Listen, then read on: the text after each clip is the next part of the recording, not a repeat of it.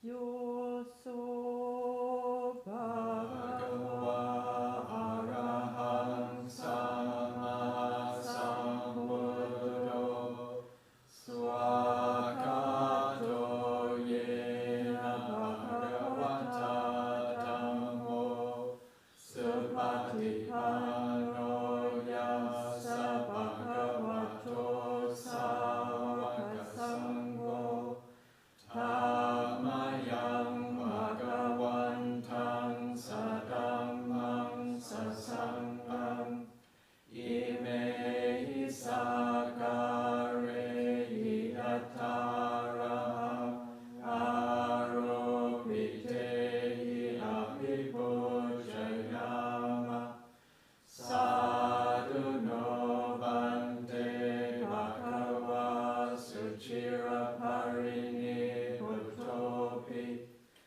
Pachima janata lukam pamanasa ime sakare dugatapana karabhute patikan hatu amhakam digaratang hitaya sukaya Arahang Sama Sambuddho Bhagava Buddhang Bhagavantang Abhivade Swakato Bhagavata Dhammo Dhammang Namasami Supatipanno bhagavato sāvaka sangho sangham namami Namayang Buddhassa Bhagavato Pupapaganamakarang Karomasi.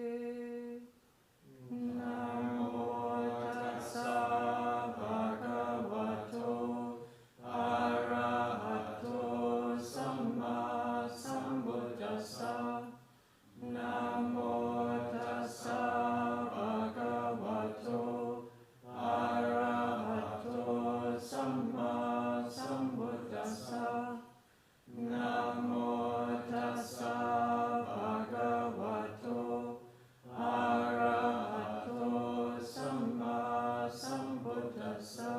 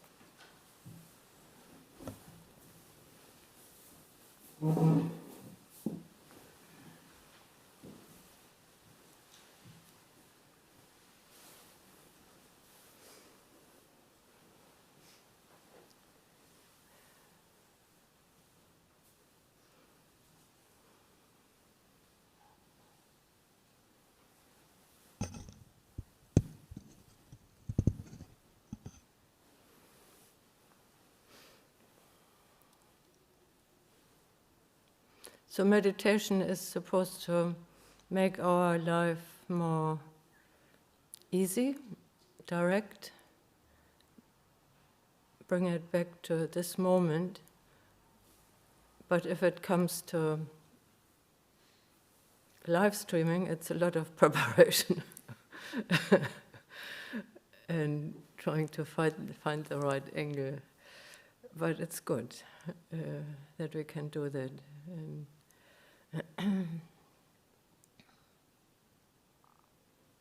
so Ajahn Ahimsako asked me after the meal whether I could do the guided meditation tonight, and of course you say yes, but I had a very full afternoon, so I didn't spend much time with even thinking what I could say. And I just decided that I leave early from the nun's cottage and go through the forest, because that seems to be a good way to return to the present moment in the middle of planning and emailing and things like that, which is part of the nun's life, monk's life. So we just need to learn to do it more skillfully and to be able not to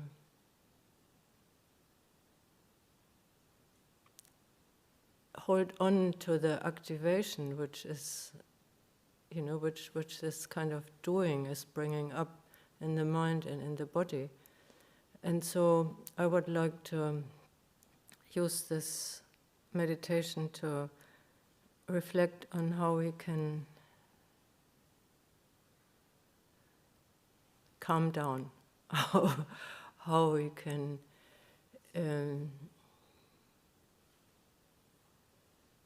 calm the mind, calm the body without suppressing anything. So basically it's, meditation, first of all, is about acknowledging what is and not trying to bypass it. Because in the end, bypassing doesn't work. It needs controlling, the controlling mind, and the controlling mind can never relax. So maybe that's too strong, maybe there are some ways to relax, but I would suggest that the better strategy is really to look at what is happening and to learn from that and to see what is our own holding attachment to things that create this activation and doesn't allow it to cease.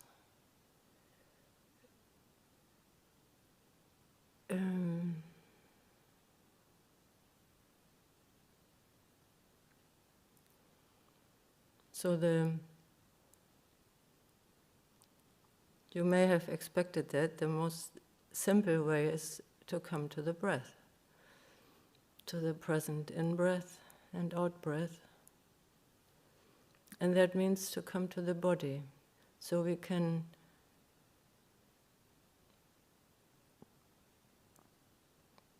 draw the attention away from thinking and worrying and planning, the mental activities. And not that we become headless or heedless. There's a German saying, really, headless, and that means heedless. But it's more in meditation, in the meditation context, it's more to not get stuck in the head. Because we can't think ourselves out of tension and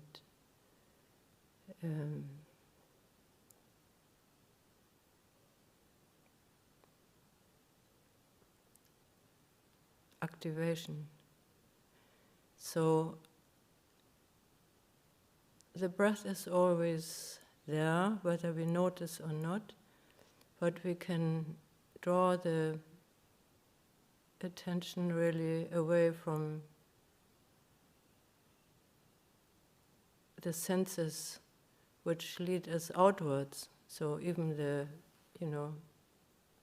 now you listen, so when you listen to a guided meditation, a certain amount of ear consciousness is necessary, but you probably close your eyes or you have them more directed to something which is not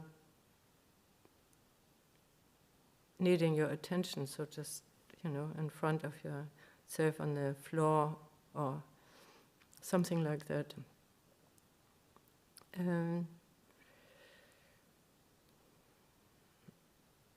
So that takes the activation which comes from what we are seeing away.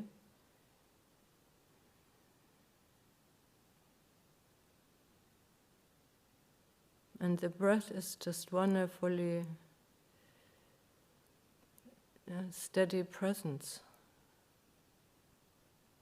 It's always there,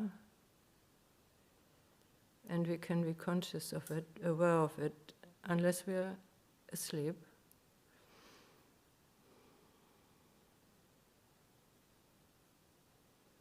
And it seems, in kind of terms of worldly thinking, it seems utterly pointless to pay attention to breathing. But if you start paying attention to the breathing, you will find that it's a wonderful mirror of what is happening.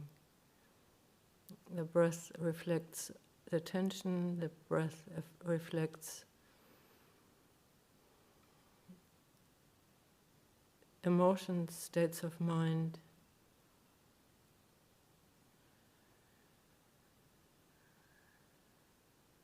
It reflects the process of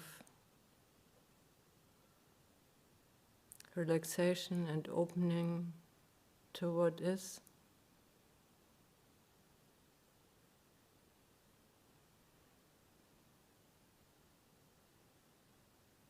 It brings you back to yourself in a way which is usually pleasant. So that is true as long as you don't force anything, as long as you don't tell yourself that you should be mindful or should have this or that kind of breath. It's about exploration, and exploration is never should. The should would be really in the way of being responsive, being reflective, being sensitive.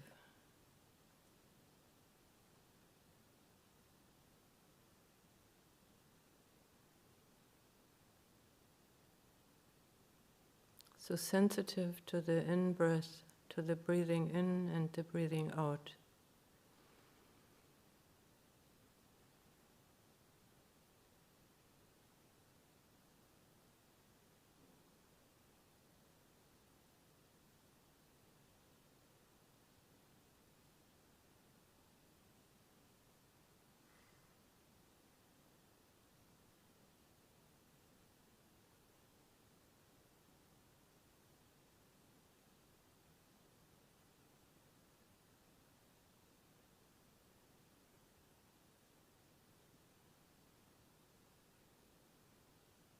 Relaxed sensitivity, relaxed attention.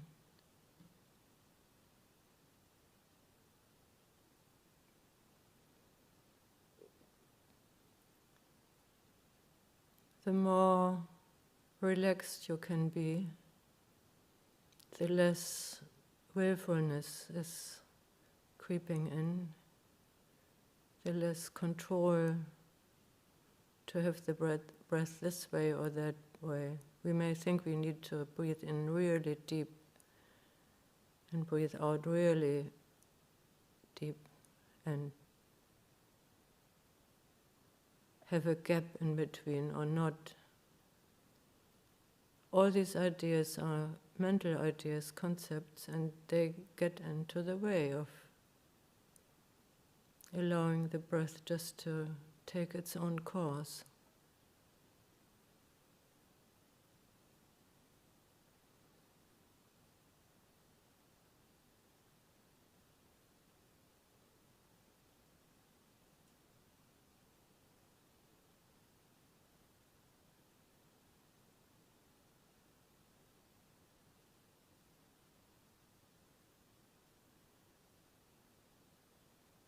And you may realize that it's not just sensations of breathing you are aware of. It can also be tension in the body. Suddenly you feel maybe the stomach is tense, or the in-breath doesn't really want to come in fully. So don't force it. Just really respect the tension which may be there, even pain. And awareness is a wonderful, it's like two hands. You can really hold whatever you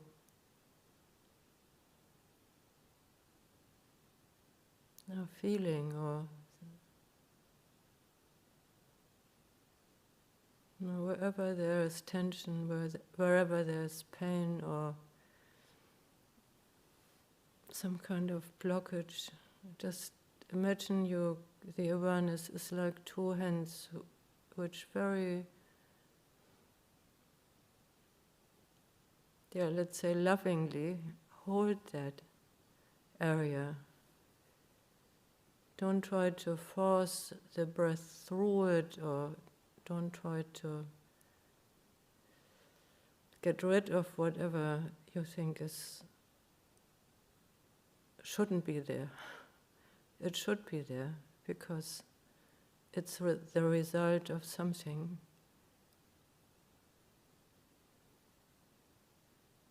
And we are here to learn and to understand and respect.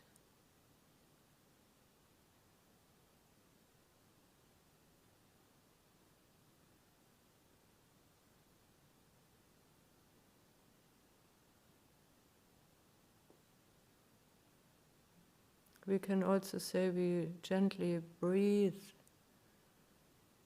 into that area or around that area, and that doesn't make sense when you think of breath as the flow of air, but more in the sense of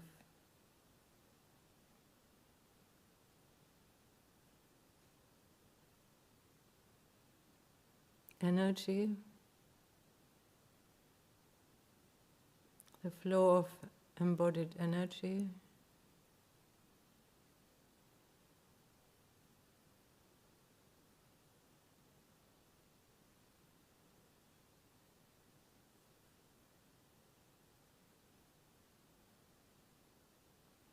And allow it just to happen.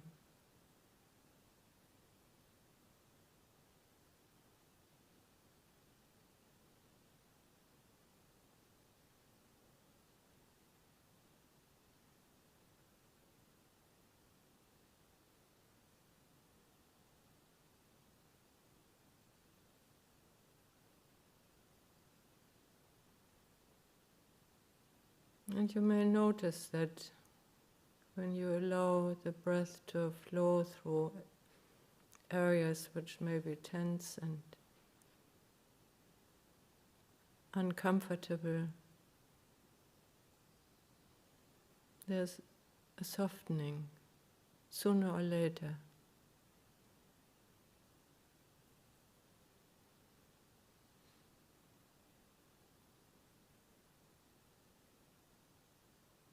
And it may be that suddenly the in-breath deepens.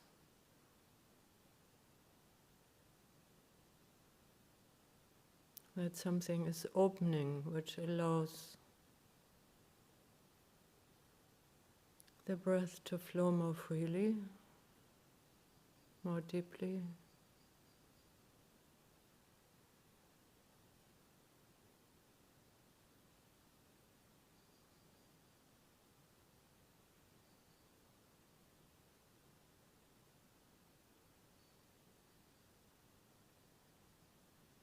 And usually that's rewarded with a pleasant feeling.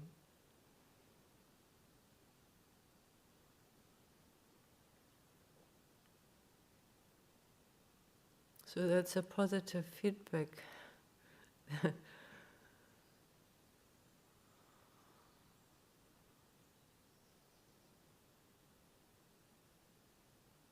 And when we feel that we are on the right way, what we are doing is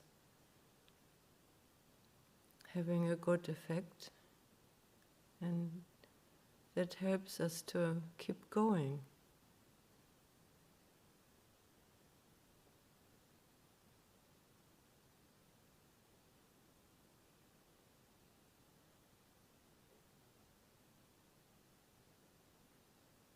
And even if it may last a bit before you can breathe really deeply,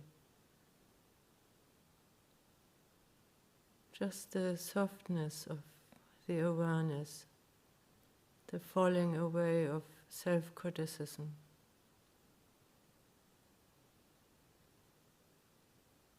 or worries is already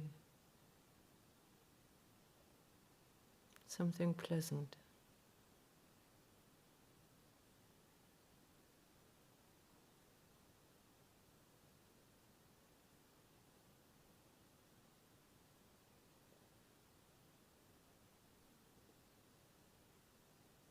And even if there's pain, even just noticing that, it's, how could I not feel it before? How much have I been out of the body that I were not even aware how tense things have become. So finally, here I am with this reality of the body being here and struggling.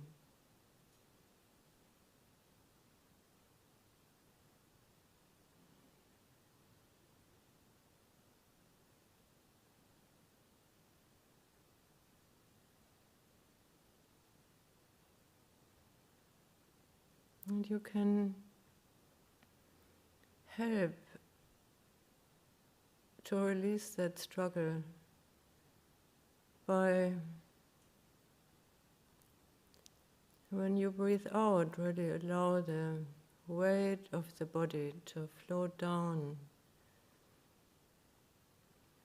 to where your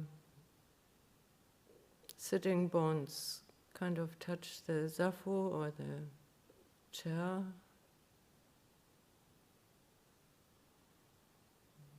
Attention can really flow into the ground or along the legs into the mat,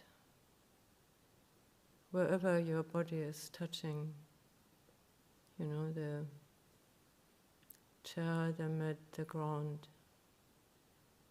That's where you can let the weight flowing down, the tension flowing down. Like if you imagine you stand under the shower and you just let it all kind of flow down from the head over the shoulders.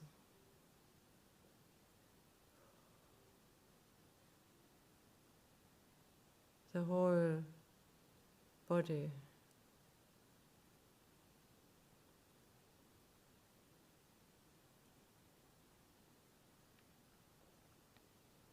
And don't focus on the areas of pain, just really embrace more the totality of it.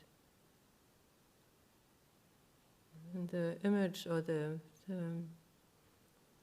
it's not the image, it's the remembered sensations of standing under the shower and just allowing things to wash down.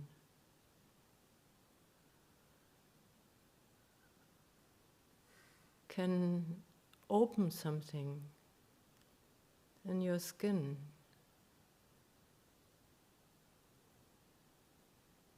Because the breath energy goes, kind of flows out through the skin in some ways. It makes you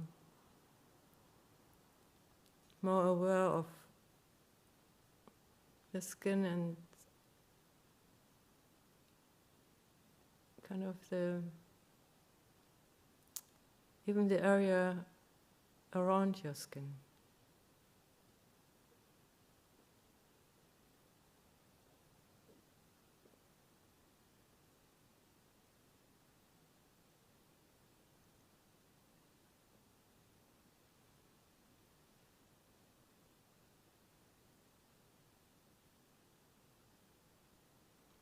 And if the words are not enough, just start with your head. Imagine the water flowing over your head and you can feel it outside of your skin. Or the breath energy going through your forehead and flowing down. Dissolving kind of the boundary, our perceived boundary of the body. If you feel like this, there is no boundary, there is softness, there is flowing.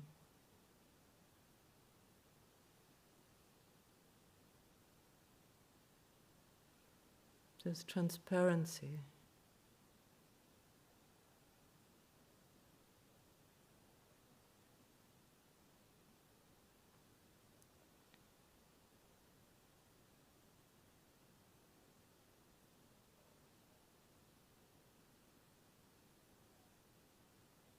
And then when that happens, this opening happens around your forehead, your face, you may notice that there's still tension in the neck.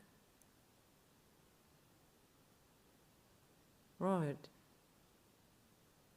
So can I allow things to flow down the neck?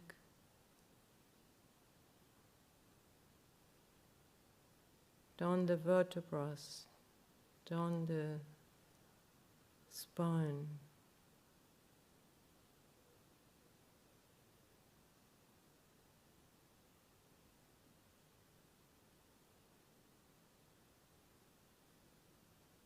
And if things soften, it's not that we sink down, because the energy can still keep us upright, but not in a rigid way. The more it sounds contradictory, the more you let go and let the tension flow down, the holding flow down, the more uprising energy you actually receive from the ground. And it's effortless.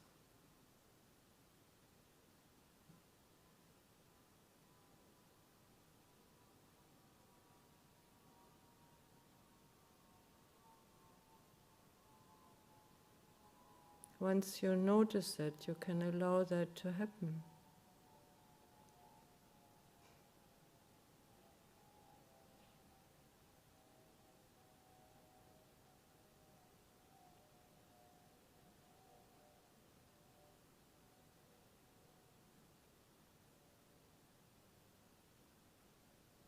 And again, it's effortless, because as soon as you apply effort, then the breath is restricted.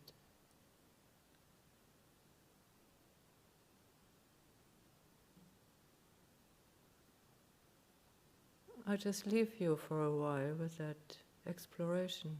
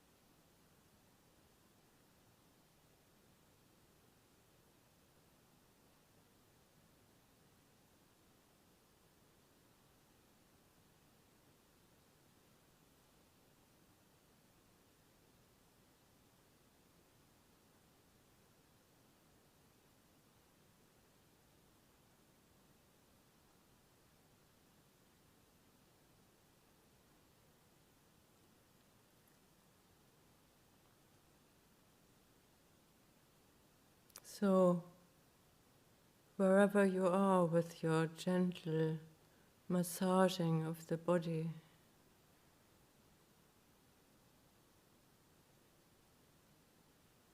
the breath energy massaging the body, softening it, opening it, letting it be connected with what is, with the ground, with what is around us.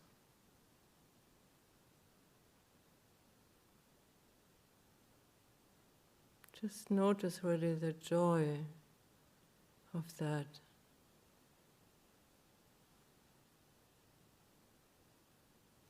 It's not a joy we can hold on to or grasp, but the more we just trust the flow of the breath and the softness of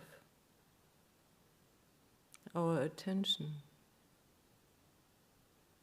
the embracing quality of awareness, the more this joy just happens naturally.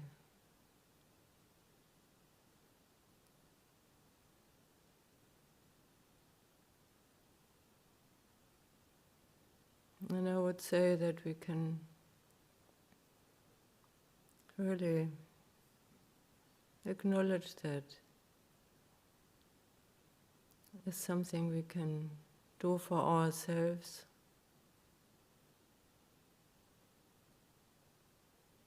So when we choose to, but maybe also something which can be shared with others who may not have access to that directly. So we can send good wishes out that other beings may experience this peace and joy and openness as well.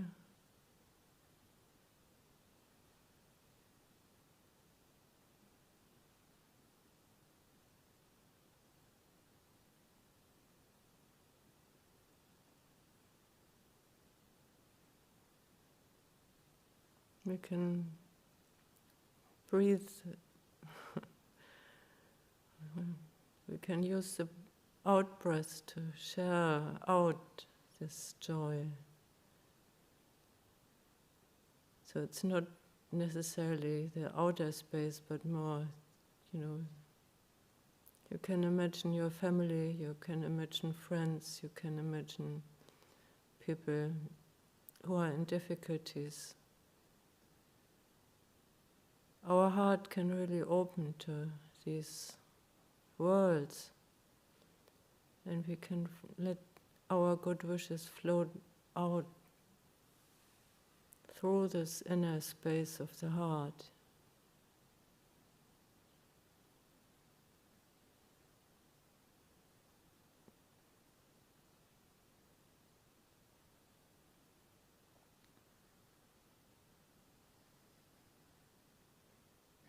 Whether it's to people who are sick or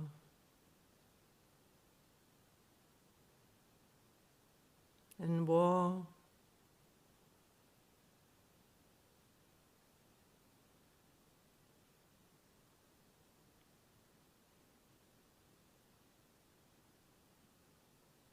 as victims or as attackers. The suffering is endless, but also our ability to spread loving kindness is endless. Compassion. And to spread our joy.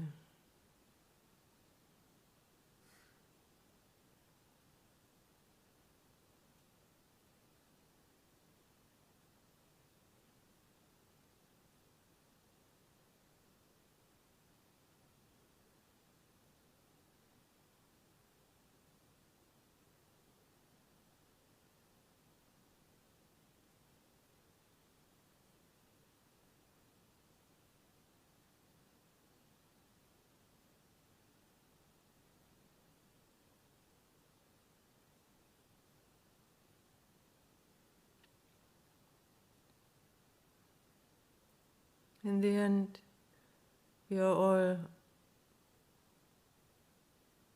owners of of what we are doing, our karma.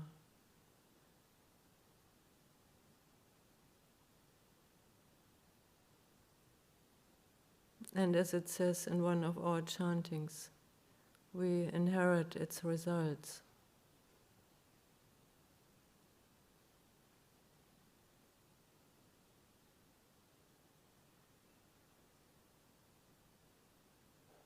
So let's spread loving kindness.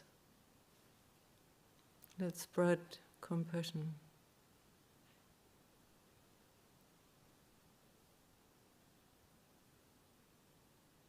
Joy, and let's not get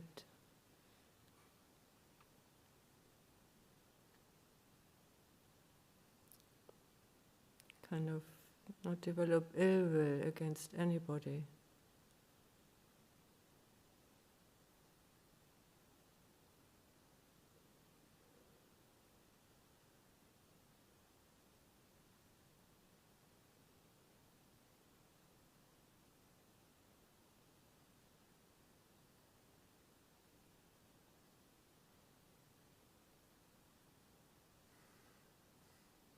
In a way, it's the power of equanimity, a real trust and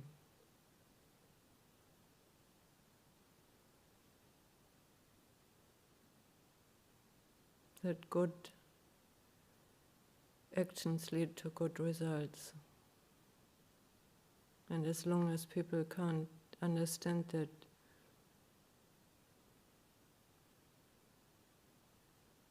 they have to suffer until they wake up to the truth of it.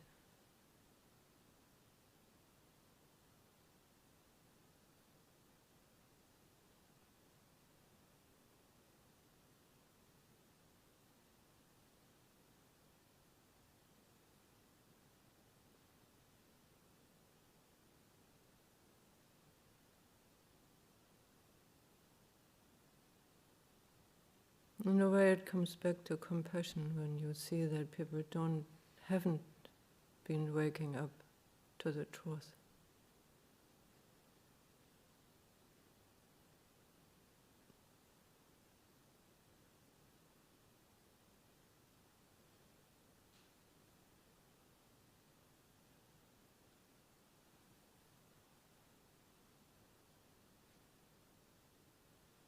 And more well-wishing that they may.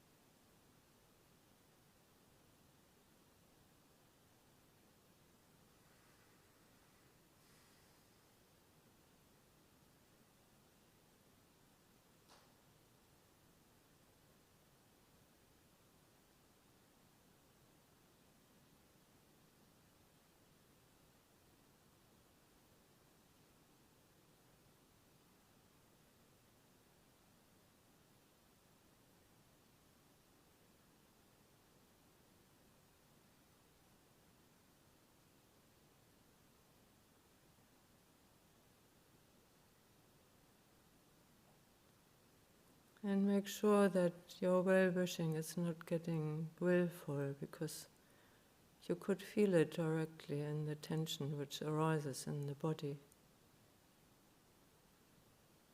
and in the breath.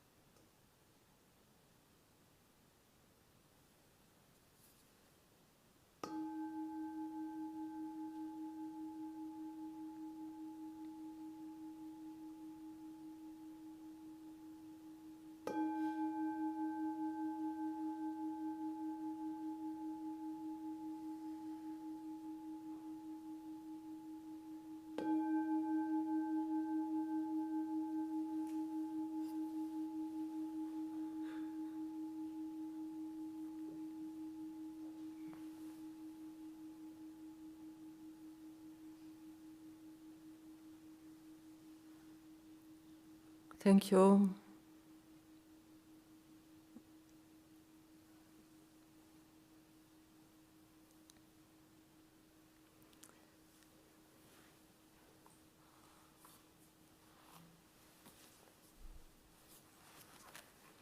We do a short reflection.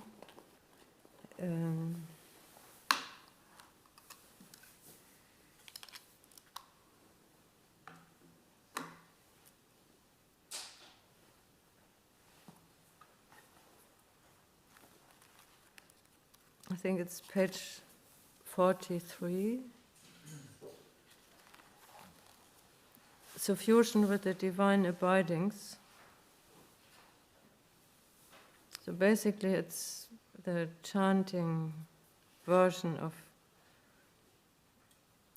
spreading loving kindness and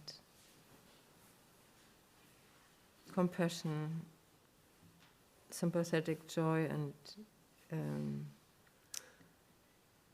equanimity, which all in themselves are joyful states. So it's called divine abidings. It's like, creating divine-like conditions of joy for ourselves. So I turn around. Actually, I can sit like this for the closing. Okay. Now let us make the four boundless qualities shine forth. I will abide, pervading 1/4, with a heart imbued with loving kindness. Likewise the second, likewise the third, likewise the fourth, so above and below, around and everywhere, and to all as to myself. I will abide, pervading the all-encompassing world, with a heart imbued with loving kindness, abundant, exalted, immeasurable, without hostility and without ill will. I will abide, pervading 1/4, with a heart imbued with compassion. Likewise the second, likewise the third, likewise the fourth, so above and below, around and everywhere, and to all as to myself. I will abide, pervading the all-encompassing world, with a heart imbued with compassion, abundant, exalted, immeasurable, without hostility and without ill will. I will abide, pervading 1/4, with a heart imbued with gladness. Likewise the second, likewise the third, likewise the fourth, so above and below, around and everywhere, and to all as to myself. I will abide, pervading the all-encompassing world, with a heart imbued with gladness, abundant, exalted, immeasurable, without hostility and without ill will.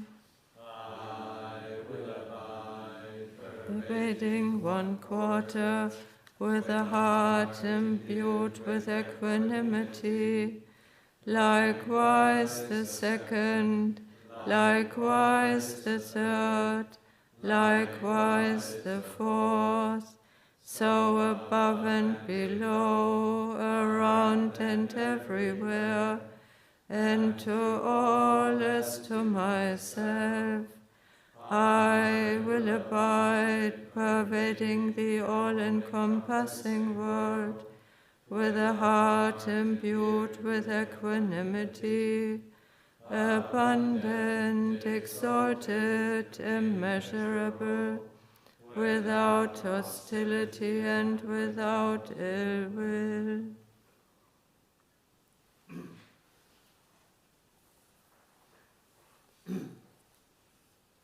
Yeah, at this time of day I can only count to 3.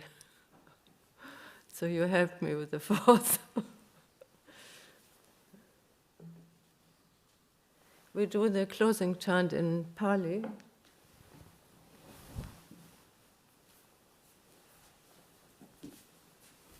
And I think you find it on page 28, probably. 18.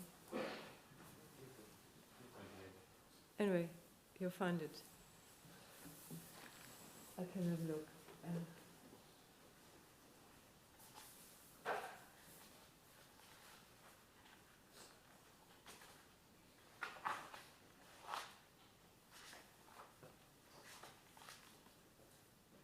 Closing homage in Pali, 28.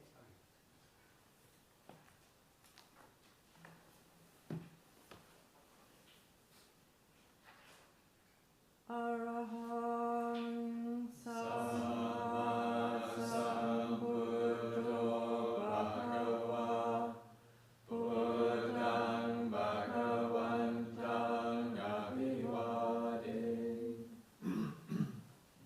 Swakato Bhagavata Dhammo Dhammang Namasami Supatipā